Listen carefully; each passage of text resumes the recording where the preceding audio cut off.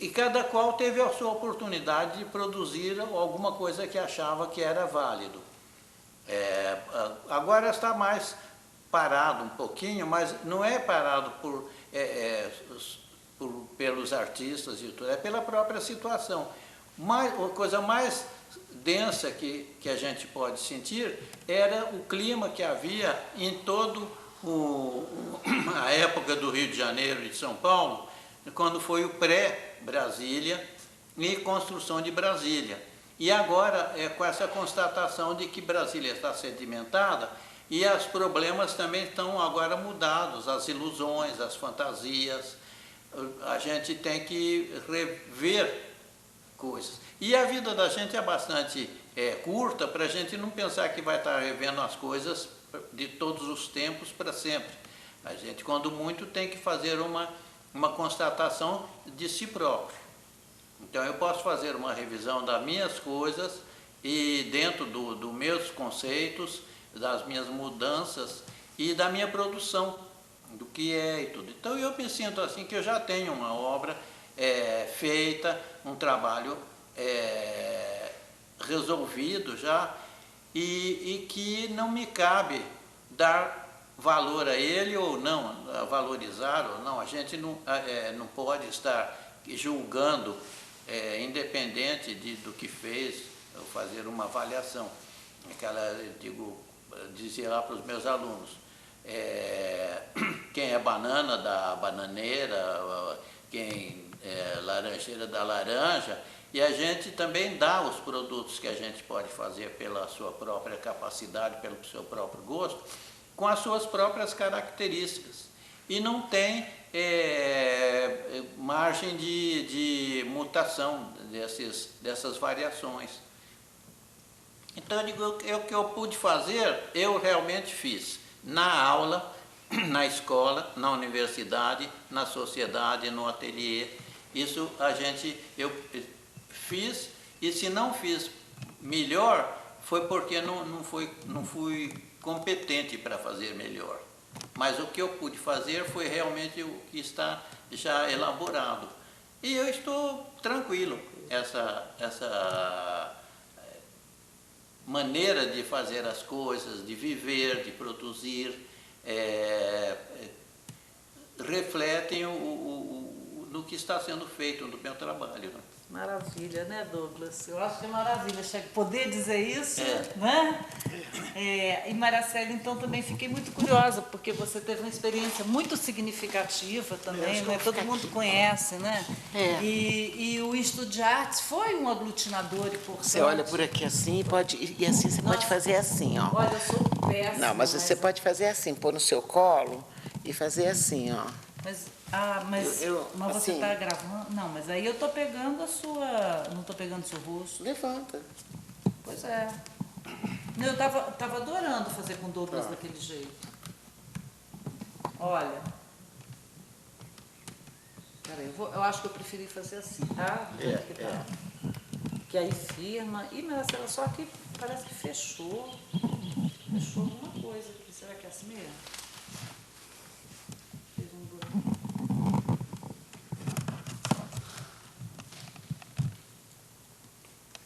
O que foi? Será que é luz que... Eu tô achando que tá quase acabando a bateria. Mas tem 2 pauzinhos ainda, Vamos então... falar rapidinho sobre os seus professores. O que você mais te marcou? Olha, eu fui aluna de arquitetura em 1962. Estou te achando. Eu fui da primeira turma de alunos da UNB de arquitetura. Então, eu tive... Vai acabar, falando de três. Não, eu tive professores assim, o Elvin de Bugrá, o professor Alcides da Rocha Miranda, o Luiz Huberto foi meu professor de fotografia, o professor Atos Bucão, de plástica, a Amélia Toledo, de plástica também, textura, o Professor João Evangelista foi meu professor de História da Arte. O professor Greff, de História de Arquitetura. O professor Hugo Mundi, de Desenho de Observação. A Marília Rodrigues, de Gravura. O Sesquiati foi meu professor de Escultura. Quais os que mais te marcaram, Maria Célia? Bianchetti, de Pintura, de Desenho. Olha, o professor que mais me marcou, eu acho, foi o Atos mesmo. Eu me arrependo muito de ter sido uma péssima aluna, porque eu não tinha paciência de ficar parada naquela época, sabe? Tinha muita coisa para fazer. E desenho e pintura, é isso que o Douglas fala. Tem que sentar, tem que desenhar, tem que experimentar, tem que fazer, né? E ele ensinava, assim, sabe, a desenhar, a trabalhar com guache, trabalhar com aquarela. E eu tinha um namorado na época que era um poeta, e ele ia lá e me buscava, me tirava da sala de aula e eu ia para outros lugares, né? Assistir outras aulas de outros professores, assim como o professor Augustinho Silva, como o Darcy Ribeiro. Então, tinha o Iulo Brandão, eu gostava muito de estética. Eu fui muito privilegiado, tive muita sorte de ter estudado na UNB. Muita sorte, porque ali naquela época não era só... Não sei se está gravando mais, mas... Tá gravando. Tá. Naquela época não era só... Será que te pega? Estando aí? Sim, fala, pode falar. Naquela época não era só as matérias que eram passadas. Nós vivíamos na universidade de manhã, de tarde, de noite. Nós vivíamos completamente entrosados com os professores. Havia muita amizade naquela época. Todo mundo, eu tinha ateliê de escultura. Então, tinha muita coisa para fazer na universidade à tarde. E eu gostei muito dessa época. Mas engraçado que logo eu tranquei a matrícula, depois eu voltei a estudar em 63 e acompanhei a primeira invasão da UNB, né, quando a polícia militar entrou dentro da UNB. Depois, quando estava próximo de 67, em 67 eu me casei, quando a universidade estava fechada. Estava muito difícil para mim, porque eu tinha que me decidir ou ser arquiteta ou só ficar no Instituto de Artes. E o professor Alcides da Rocha Miranda falava assim, você tem jeito para urbanismo, colocar os móveis, os prédios. Mas eu, na época, eu pensava mais em política mesmo.